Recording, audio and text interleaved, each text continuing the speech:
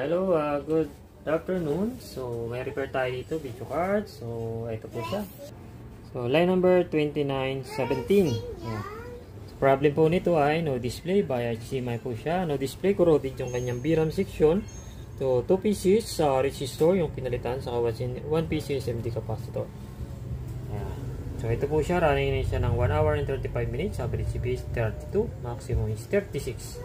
Yeah, using 1080p resolution. So, niran din natin sa superposition para sa VRAM reading. Yan, 1080p. Embedded Extreme. Yan.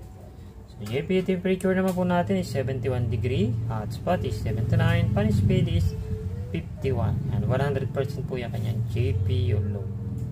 Okay, so far so good naman po. Ang ating stress test. It's working fine. Gana po ng maayos. So, meron din tayo dito reformat. Ayan. Mga gustong bumili ng mga items, so meron tayo dito ng paninda.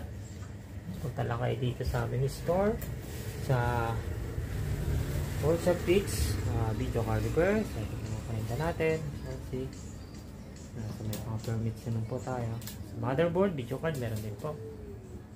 Okay. Yan. Meron po tayo mga PSU. Yan. Branded gold. Punta na po kayo dito sa ating store.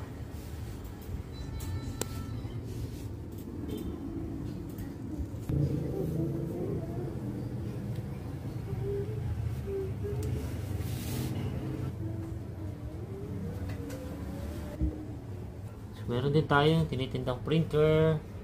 Ayan, so punta lang po kayo dito sa ating store sa Taguig, Barangay Central Signal, Taguig City.